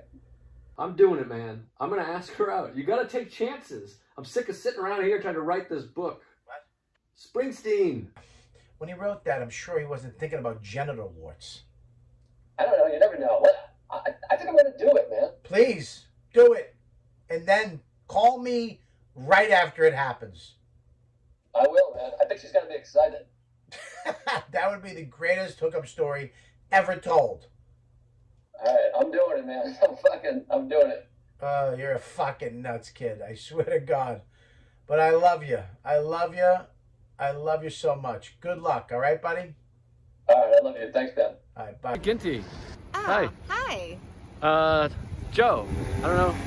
Hi, Joe. I don't know if you remember me. Joe List. We met a couple weeks ago. No. Oh, I'm so sorry. We met a couple weeks ago. We met twice, actually. Remember I made the joke with the French Alps? French Alps. Oh, are you Jacob's friend? Was that at his rooftop party? No. I actually met you here at your work. Oh, yeah. You took some warts off my genitals. Oh, yeah, that's right. Hi, Joe. How are you? I'm good. Everything's good. I'm really good. It's like a beautiful day, and everything's great down there. I'm smooth as peanut butter. Yeah, please don't. Hey, I'm sorry about. I wanted to see if maybe you wanted to have lunch or dinner sometime, or maybe a drink. Oh, no, I don't think so. I don't think that'd be right. But, I mean, if you have any other issues, just, call the office. All right, thanks. Thanks a lot. Sure. Yeah, take care. Thanks. What's up? Hey, man. What's going on? Nothing. I wanted to check in. What's happening? What do you want? Oh, God. You did it. You did it, didn't you? I did, yes. What happened? She said no thank you.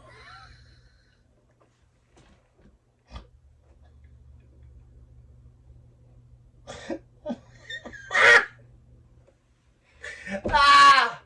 Oh!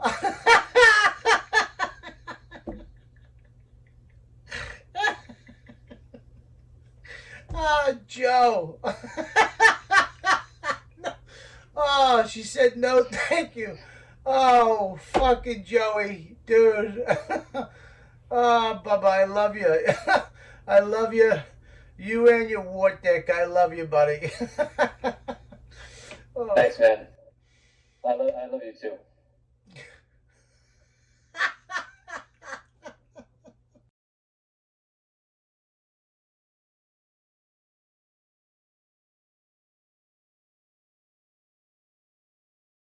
It's Connor's Ultimate Movies. Connor's Ultimate Movies. You're watching Connor's Ultimate Movies. I'm Connor. These are my ultimate movies. I like these movies. Connor's Ultimate Movies. C-U-M. C-U-M. It's the premier movie channel. C-U-M. Hello, and welcome to the world premiere of Connor's Ultimate Movies, or C-U-M. I'm Connor What did we decide on? I'm Connor Spielberg.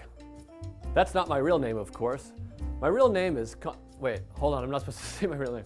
My wife asked me to use an alias. Here on C-U-M, Connor's Ultimate Movies, we'll be taking you through some of our favorite movies in 4G HD hypercoloring. We don't actually have the rights to any of these films. They're quite expensive, and the FBI can come in and arrest you, evidently. I am an FBI agent. Watch it, Brody. That feel good? Dan, did you plug in the Johnny Utah thing? No, not yet. But it has to come after that, the FBI thing. No, I know, but I'm gonna put it in after during the edit. Oh. Edit this. But if they're watching this, they've seen it. Yes. Right. You're shooting from the waist up, right? Yeah. We'll be presenting some of the greatest films of all time. American films, that is. I struggle with subtitles. And I'll be presenting to you my favorite movies and the stories behind them. Let me just get my glasses. Are they okay? Yeah, no, it's fine. I put a little pillow down. It's just a fun gag. Oh, you're doing that on purpose? Are we rolling? Today is no different. We're presenting the 1976 thriller classic about a shark, Jaws, starring Roy Schneider, Robert Shaw, and Richard Dreyfuss. Richard Dreyfuss is fantastic in this film, although he's quite annoying in some other films, such as Mr. Holland's Opus. More like Mr. Holland's Save Us Some Time by not watching the film. Dan wrote that line. One of my favorite things about the film Jaws is, can you hear me through the poster? Jaws is based on the Peter Griffin novel of the same name, Jaws. It's still in the shot. Oh, the thing is I worked really hard on it. Do the eyes look stupid? Let's break for snacks. One of the most iconic things about the film Jaws, of course, is the masterful John Williams score, Jaws theme.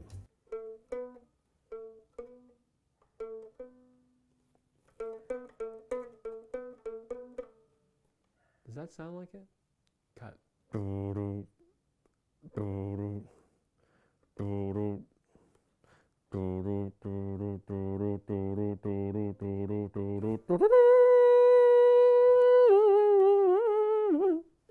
The art direction and makeup department really shines in this 1976 thriller called Jaws, especially in the scene where Quint gets eaten by the shark and blood just like shoots out of his mouth. It's really tremendous. You'll see it towards the end of the film. Did you just give away the end of the film? Spoiler alert. Let's roll the tape. Oh, fuck. I hit the table. I think I pulled the mic out too.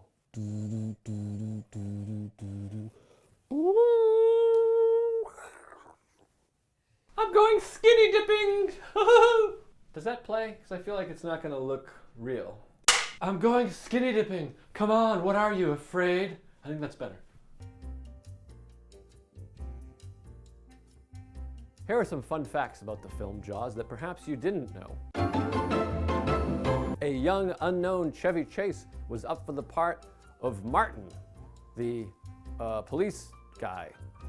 And Richard Dreyfuss had never met Steven Spielberg before the filming of the film. Jaws is one of those films that swims up and bites you.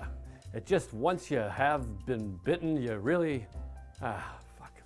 Jaws is one of those films, fuck! This movie bites. Jaws is one of those films that's great. It's maybe his best, it's great. Jaws is Steven Spielberg's second film, but it's not unsimilar to his first film, Duel. They're both four-letter words, and I don't mean the bad four-letter words like fuck, shit, asshole, piss, motherfucker. These are like, oh, cunt. And they're similar where they're both somebody kind of being pursued by a monster. In one, it's a truck, not a monster truck, but like it's sort of like a... Roger Ebert wrote a thing that I read that I was kind of trying to summarize, and I forget it. But check out RogerEbert.com. His face fell off because he had cancer. But coming up with funding is not easy here at CUM. So if you wouldn't mind ending some money, please Venmo us at Connor's Ultimate Movies on Venmo or PayPal. We can't survive without your funding in order to buy the DVDs to present the films. $1,000 to Connor's Ultimate Movies on Venmo will get you this, and Dan and I will even sign it, and perhaps even Steven Spielberg himself will sign it, but that is unlikely. Connor's Ultimate Movies, this feels a little tight, no? Okay, now we're good. Just a heads up, I'm gonna go really dramatic on this one. Connor's Ultimate Movies is brought to you by Tap Water, the only beverage we can afford. And that's me, Connor Spielsberg. That's me, Connor Spielsberg, president of CUM, signing off. Hope you enjoyed the film. I know I did. I think that presented some power. Do you want to change your pants? Fuck. CUM. And I'll CUM the movies. No, that was good. I think it might be stupid. Hi, I'm Joe List, and I'm the king of content. Riding around in my car, top down, looking for chicks and a couple bitches. Gotta get a bitch and eat a pussy. Yeah. I just wrote that on the spot. That's called Gotta Get a Bitch and Eat Her Pussy.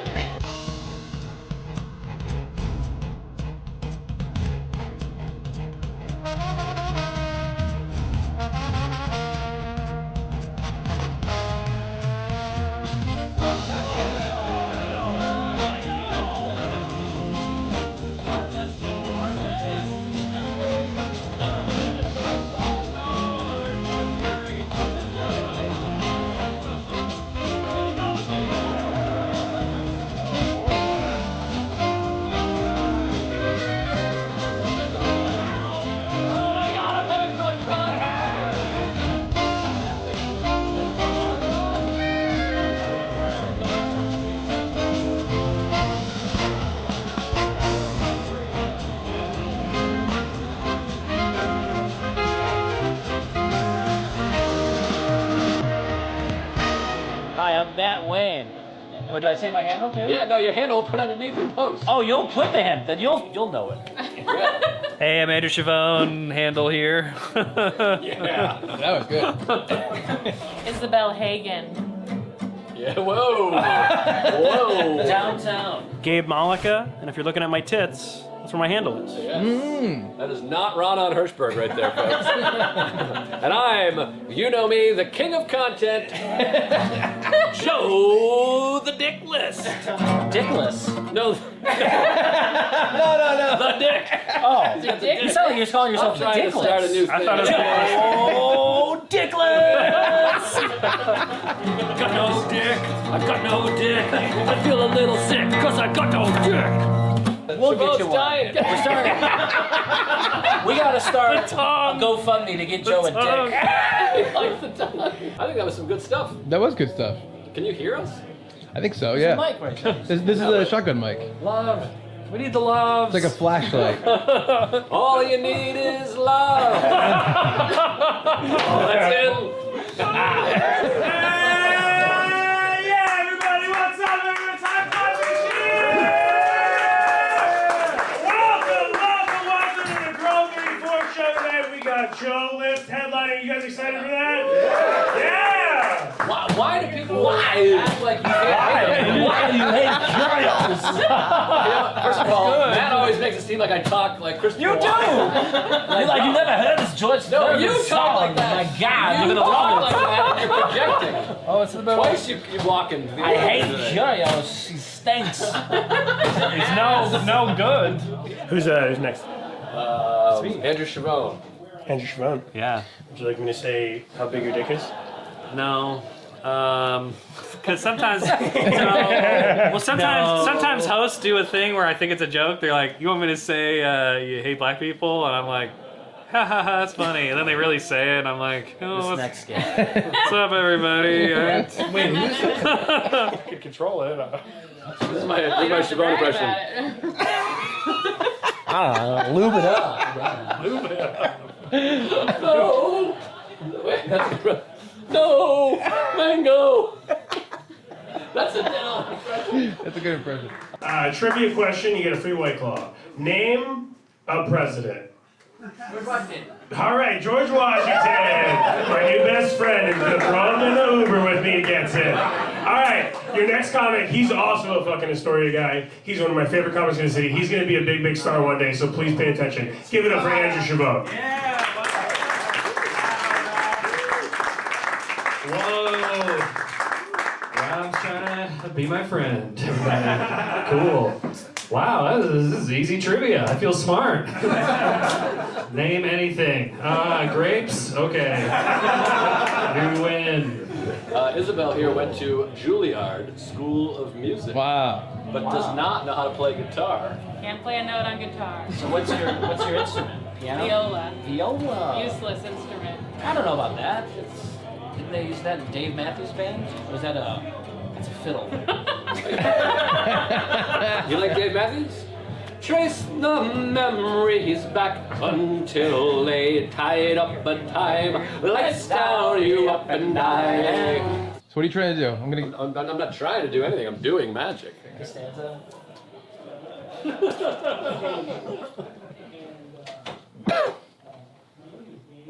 All right, here Okay. comes Isabel. All right, Here you I got go. it. So, try a little. There you go. Now All you're right. talking.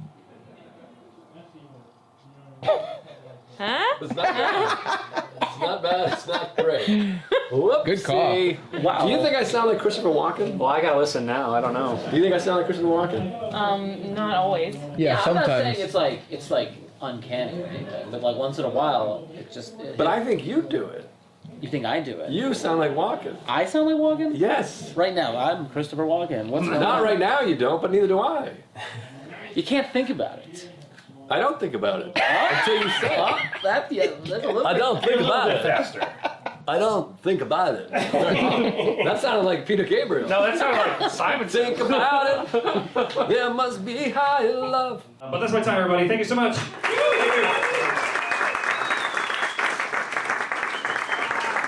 Andrew Chavone, everybody, keep it going, brother. Well, the host brought me up as this guy's gonna be the biggest star, and then I walk up with my piece of paper. I literally was like, talking about that Bermuda Triangle joke we were doing. That thing stunk, and they all were like, "Huh?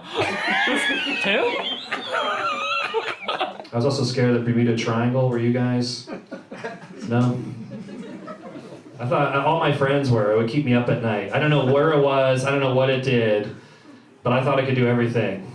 Like, I thought it could crash planes, but also, like, if I couldn't find a sock, it did that, too. And I think that's why in the 90s we weren't afraid of child predators, because if we saw a missing kid, we're like, oh, he's probably in the triangle. That's where he went. We're looking at the wrong shape. Instead of triangle, we should have been looking at box, pedophile van, basement. Okay. Bermuda Triangle joke. Totally fucking hate it. Triangle. Triangle. And then I started like looking here. I'm like, is there something funnier about this here? It's like I can hear her. So this next comic, she's been on Jimmy Fallon. She's also fucking brilliant and talented. Please give it up for Isabel Hagen.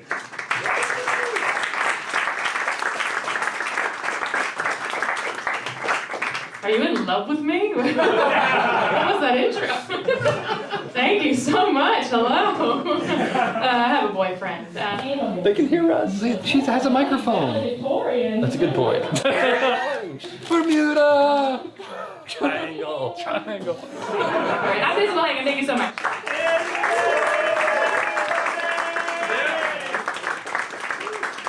it going, Bar! Absolutely fantastic. Please, high energy. Keep it up for your next comic. He's been on Comedy Central. He's fucking hilarious. Give it up for Matt Wayne, everybody.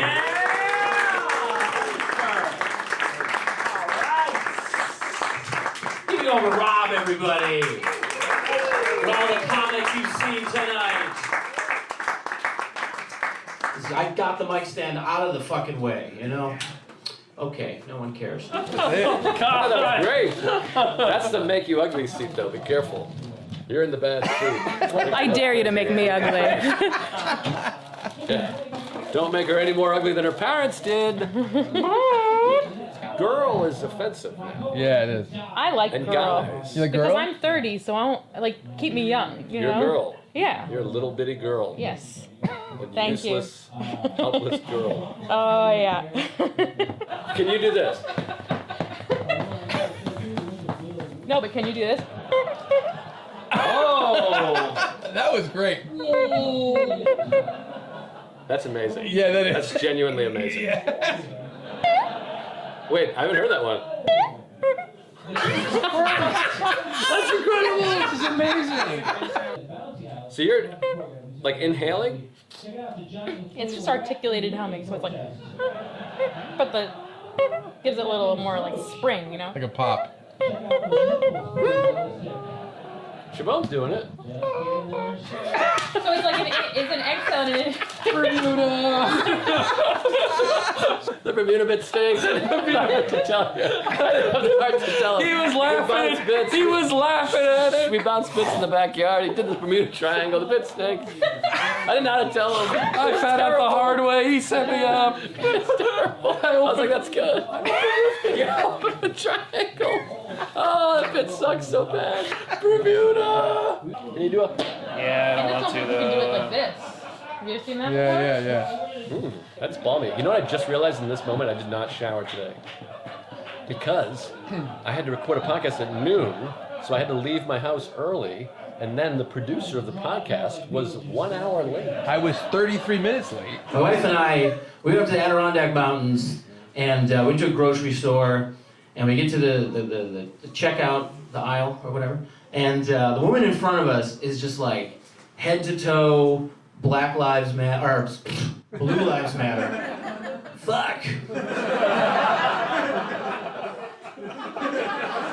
Yeah, she had a real problem. That's why I wear this Steve Bannon jacket.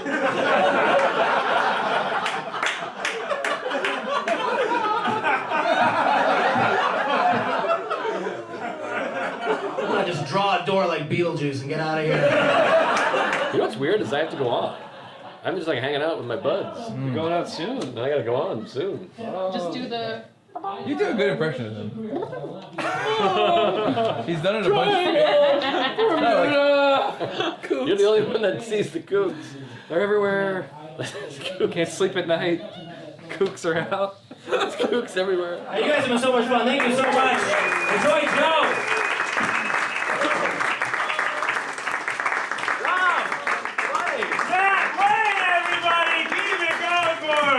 This is a true story.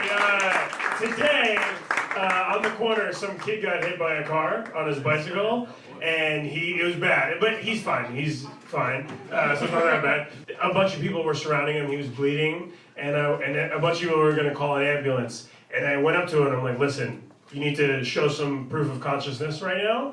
And do you want a $2,000 Uber ride or do you want a $20 ambulance? Because I will call you an Uber. And he's like, call me an Uber. And he's doing good now. I have his bike in my backyard. All right.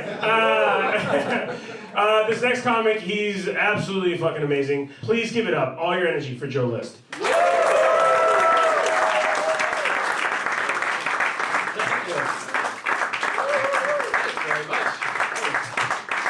Sweet and touching. Rob was like, what do you want me to say when I bring you up? And I said, just tell him a kid got hit by a car. That's my intro. Just right as you're bringing me up, let him know a child was fucking annihilated by a car. And then just say my name. Just casually, yeah, like a small kid was just fucking nailed by a car. Like 10 minutes before the show. Anyways, his blood is smeared all over the hood of my car, but here's your headliner.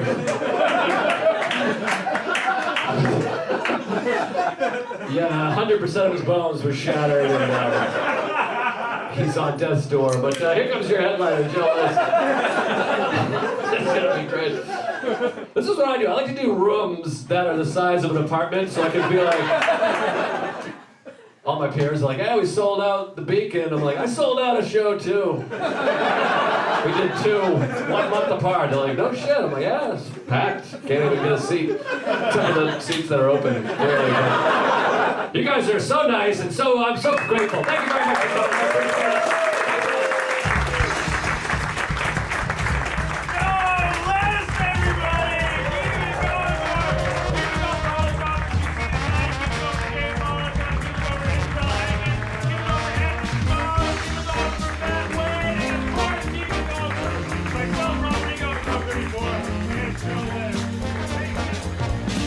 Although, so I was listening to all of my. You just did walking.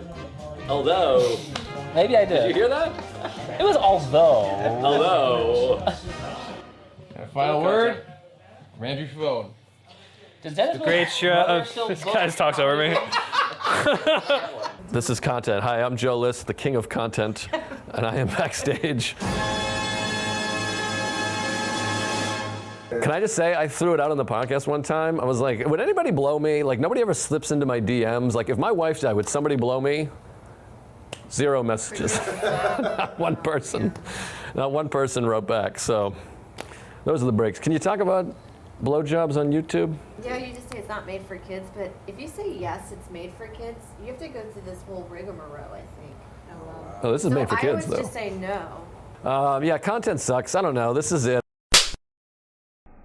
Should we go out? Do you want to look at the thing? All right, this is the house. Content. I'm making content. There she blows. Sold out. 84 people. That's the key, is doing really small venues. You can sell out. As you can see, almost exclusively men. And their dates. This is what we get a lot. People come up to you after the show, and it's a woman, she's hot, and she's like, my boyfriend loves you. And then you look over her shoulder, it's just a guy like, content! I'm doing content now! I gotta hide. Look at my jeans have shrunk. These are classic jeans. This is my dental floss outline, my cell phone, but they've shrunk. Look at this, they're like painted on. He's got I feel like they're gonna rip. Wranglers. I feel like fucking like Soccer coach right now about to tell us. I feel like it's not hot. Look at this. I can't, there's no like movement. And I talked about this on Lady Journey. The top. Good plug. Good plug. Plug it.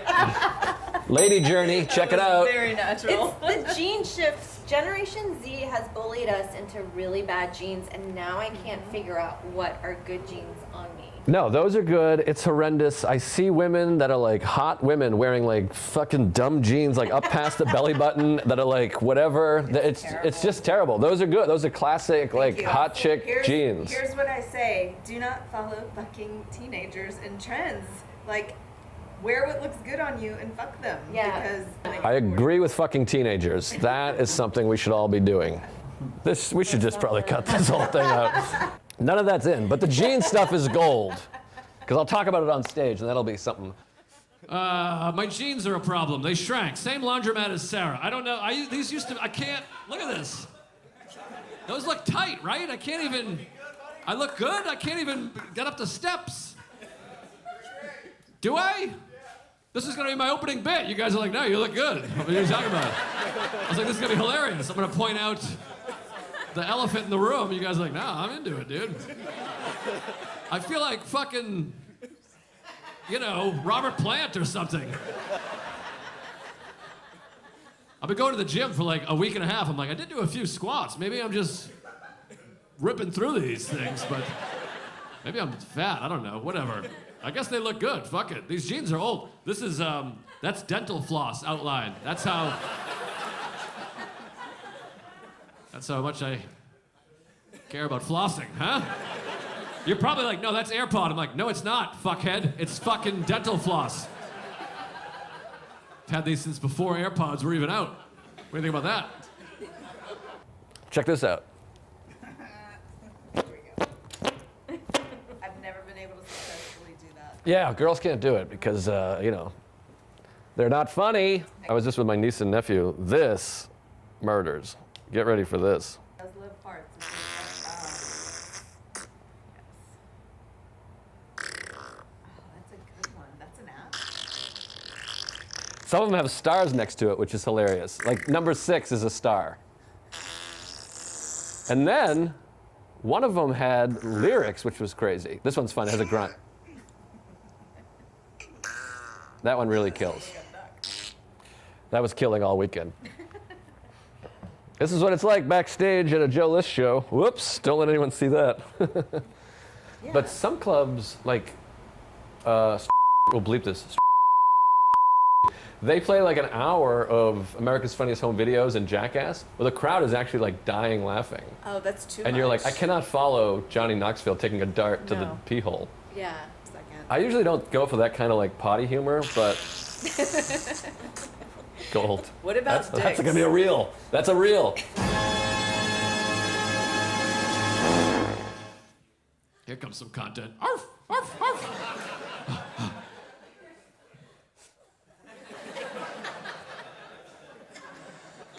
That's a dog blowing a guy.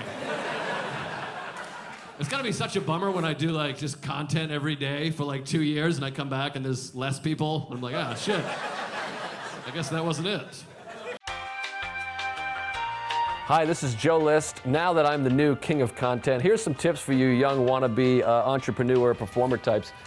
This is TikTok tips with Joe List. Now, I myself am not on TikTok. I tried to get on there. I posted 4 videos. I can't stand it. I think it's the worst fucking thing ever. And when Sarah's on it, I want to hit her. But here's what you want to do. Keep it short, sweet, and dirty. I think dirty is key. If you talk about your dick, your ass, boogers, shit, blood, violence, that's the kind of stuff that goes viral. So if you want to do TikTok, do filthy, dirty, naughty words, right?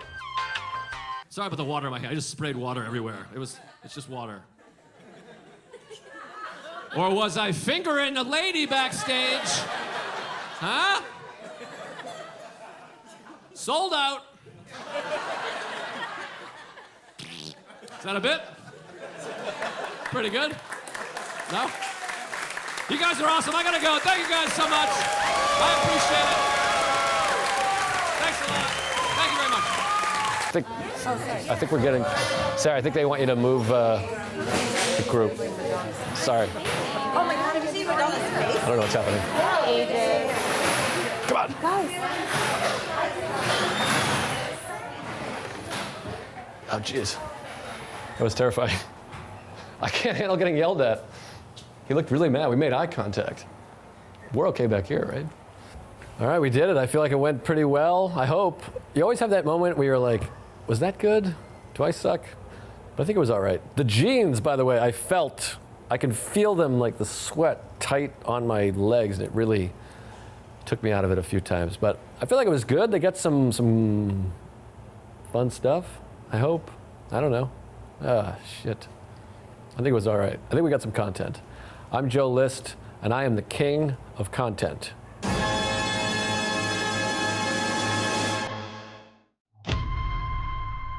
Hello, I'm Joseph List with 4th of July, and I'm here to answer some questions from the audience members. Boy, are they...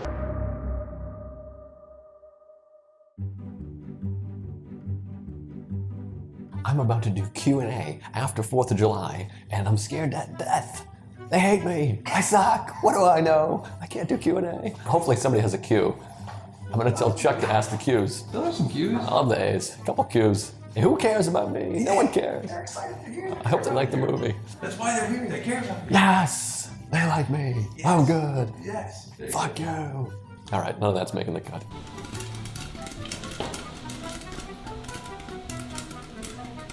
Oh God, the crowd's leaving. They hated it. I can feel it. Oh God. Oh God. Come to the Q&A. Oh God. Oh, they're all leaving. They hated it. They hated it. Thanks, everybody.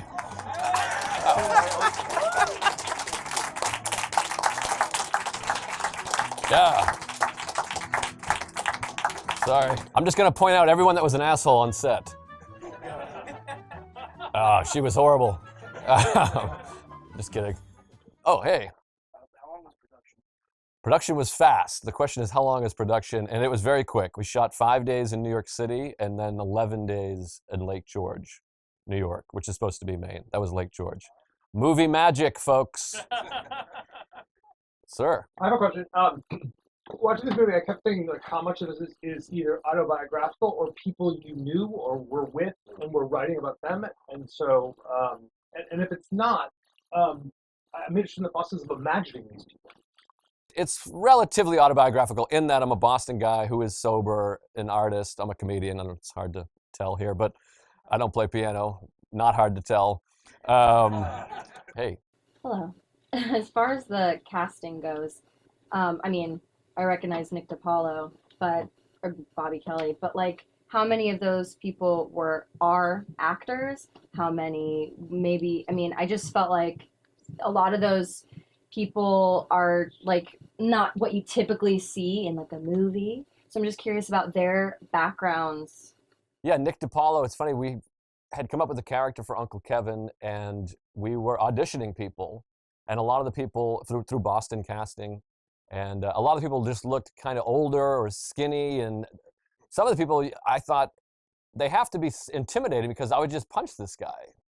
Like, it's like there was people that were good actors, but they just looked like an old man. And I'm like, why would I let this guy? I would just shove that guy. And so we kind of thought he's got to be intimidating. He should look like he's served and still works out. And we just kind of had this moment. I said, this is Nick. Nick DiPaolo is a close friend of ours. And I said, this is Nick. I mean, it's who it is. And so we just called him, and he did it, and he was awesome. And he's improvising so much stuff in there that's so funny. At the very end, he says, no pineapple on the pizza, and she says, it's real tasty. And he says, do you put blueberries on your marinara? And that was improvised. It's one of the funniest things I've ever heard anybody say. And I like co-wrote the movie, so a lot of times I would just be like, I'll just say something in the general idea. I understand the story, so I'll just say things, and you could tell they were like, oh Jesus, this guy didn't memorize any lines. But they were amazing. I thought they were just tremendous. So. No, it was a really good movie. You know, the best movies I think are a little sad, a little happy, and I was crying, I was laughing, I was like, he loves it, chuckling, and Joe was so great. We love Joe. Clip that. Joe is so good. Put it in there. He needs a raise. The only character that mattered, he whispered to me. I don't know. When you finished filming, compared to like the actual finished product, were you involved in all like the editing and everything? Because there was also like a lot of interesting film and just ways the movie was actually like directed. Yeah, so Louis edited himself, and he was on the road. Like he was doing a tour in Europe and just editing on the bus. It's pretty unbelievable how he's able to compartmentalize and do multiple things at once. So I wasn't physically there when he was cutting, but he'd literally shoot it on his iPhone and text me and go, what do you think of this? That was basically the process, if that makes sense. I hope all these answers are satisfying. I don't know. What was a place that got a laugh that you weren't expecting to get a laugh? The main thing that got a huge laugh is when I go to first try to confront my parents and it doesn't go well, and then it pans over to my father and he just takes a sip of his Bud Light. Like, we were at the Beacon Theater, there was like an explosive laugh, and I was like, I thought that was sad. Like, he just kind of looks depressed and is drinking a beer because he can't face anything, but people laughed.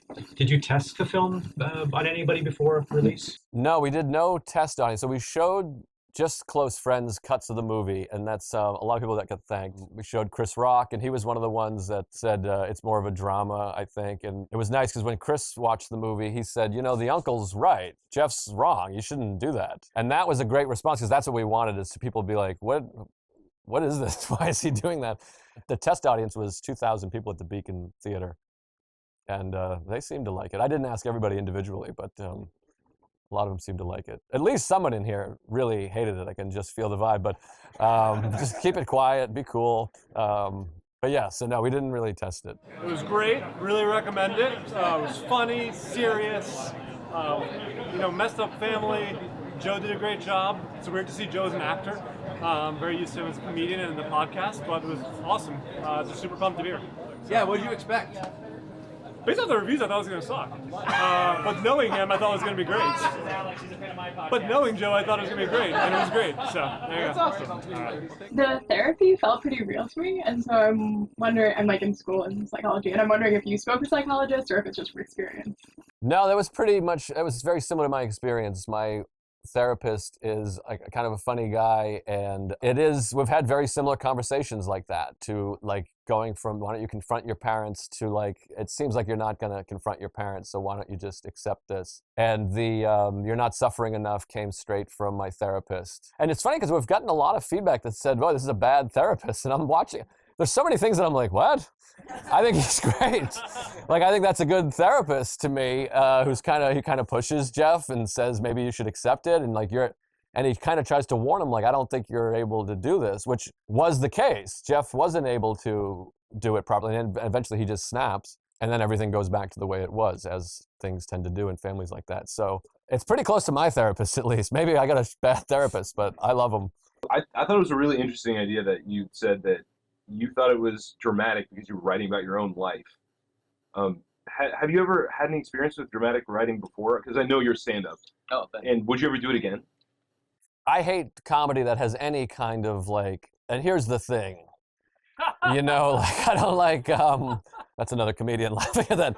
I just hate earnest, lesson comedies. But I think there's a lot of dramatic things, and I have a dark brain that I'd like to explore things like that and relationships and stuff like that. So if I was going to do comedy and film, it's a sketch. Obviously, in stand-up, I'm doing comedy. So yeah, I think with a film, I want it to be dramatic. I like drama movies better. There's only like 12 comedy movies that I actually like. I like comedy that comes from real life, if that makes sense. It's hard to not sound unbelievably pretentious talking. This goes against everything comedy, so sorry, I hate myself. Oh my God, it was the best movie I've ever seen. I saw it 3 times. I see something new every time. What did you see new this time? Oh my God, the pizza looked better. Did you enjoy What About Bob? I love What About Bob. Great movie. And then my therapist, ironically, was like, obviously you're paying tribute to What About Bob. And I was like, we never even thought of that. I don't know. We maybe just subconsciously stole it. All right. Well, thanks, everybody. Oh, geez, another question. I'll stay here all day. I got nothing to do. Do you, as a general rule, read reviews of this or other work? I read the reviews. They're not good. But Wall Street Journal said we're one of the best movies of the year. And I love the Wall Street Journal. If there's one paper I love, it's the Wall Street Journal. Yeah, I read some of the reviews. I mean, some of them I'm like, oh, all right, I guess that's fair. And some I just straight up disagree with. I mean, one review I read that was like, there's no way this guy could come from this family, which is one of the dumbest things I've ever heard in my life. It's like a cliche. Everyone in New York is like, I got to go home and talk to my Trump parents. It's like, and also they were like, Jeff's too sophisticated. I actually don't find Jeff to be that sophisticated. I think he just knows how to play the piano. Because when he tries to express himself, he's just saying, fuck this and fuck that. I gotta be honest, the reviews have not bothered me as much as I thought they would. Especially that Wall Street Journal. Yeah. That guy rules. Thank you, everybody, for coming. I really appreciate it. And Yeah, thank you. Thank you. I appreciate it. Thanks.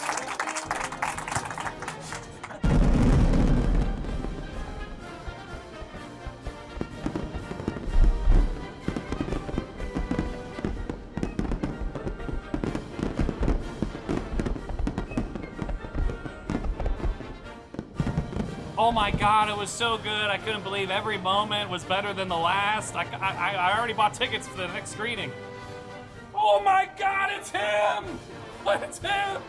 It's Jeff! Whoa!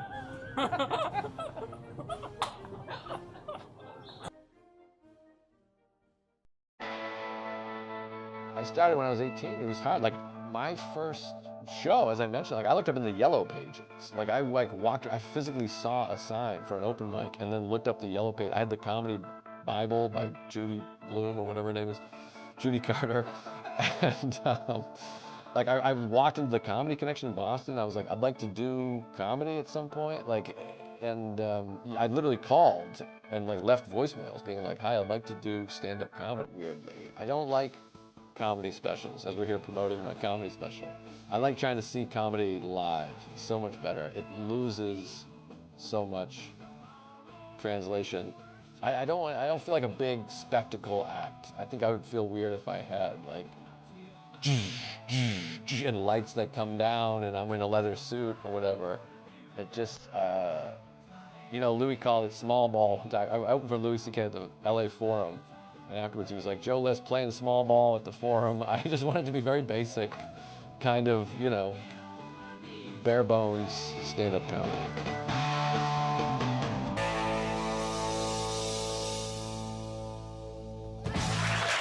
You guys are fantastic. Thank you guys so much. I gotta go. Thanks very much. I appreciate it. This year's material went well. People were really positive about it, and I was really happy. We did a live premiere, which we're going to do for this one as well, and people were extremely nice and sweet, and it won an award, which I just remembered I haven't gotten. They were supposed to mail it to me, a Telly Award. It was like an award. I haven't received that. I should look into that.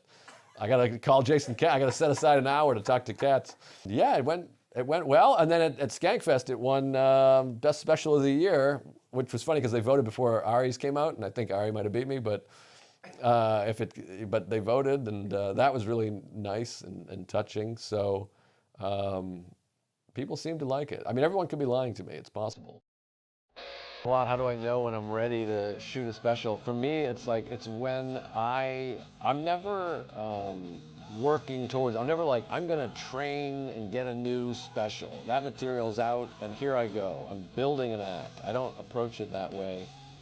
For me, it's more like I'm on the road 40-something weeks a year, and basically you show up Thursday, you do your jokes, and then Friday you do 2 shows. By Saturday, you're like, I can't tell those goddamn jokes again. Let me try to come up with something. And basically, I write out of, I try to come up with new stuff out of being just tired of telling the other jokes. And I do so many spots and shows that you can have a joke that's 3 months old, and you're like, I am sick of this fucking joke. I gotta come up with something new. So for me, when I have over an hour, when I'm like, I have an hour, and then I have those other jokes that I didn't even get to, that's when I'm like, let me record this stuff so I can get that out of my mind. A lot of it is just kind of like, it's almost like ADD. I can't keep that much stuff in my mind. So I'm like, let me record that so I can get it out of my mind. And so it's kind of like that. I'm like, I feel like it's ready because I'm tired of this stuff, and I have other stuff that I have an abundance of material. I always like Louis said one time about, they're like chapters in a book you're writing.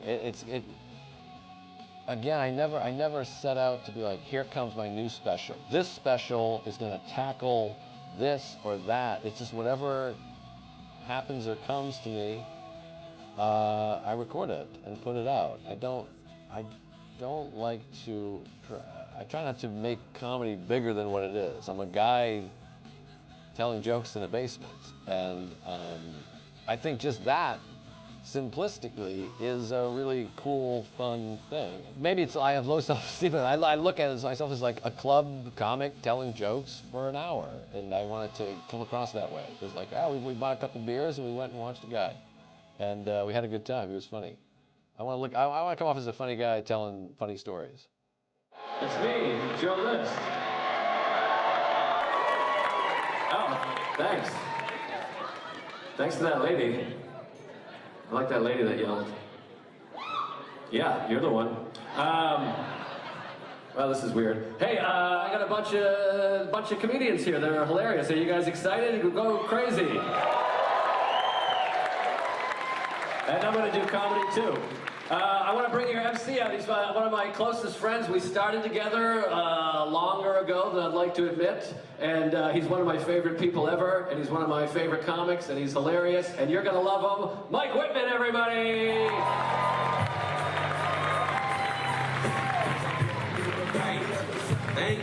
Thank you. It's weird again. It's like I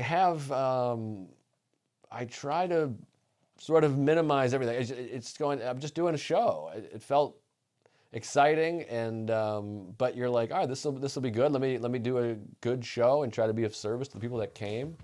We sold it out. It was exciting, and you know the family came, and it was a big deal. It was exciting because I started there. So you're kind of sitting in a hotel going, man, this is crazy. Like I said, like I walked into a restaurant when I was 18 and said, I'd like to be a comedian.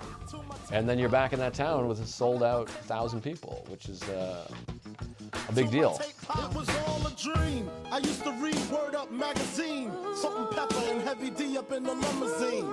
Hanging pictures on my wall. Are we ready?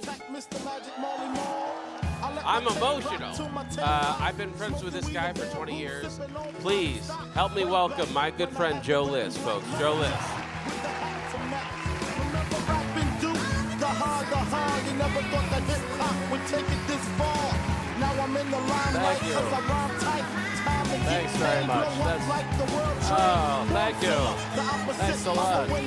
That's very sweet. I feel like some of you needed to stretch. That's what happened. I feel like a bunch of you have no idea who I am, and I appreciate you being like, wait, what? It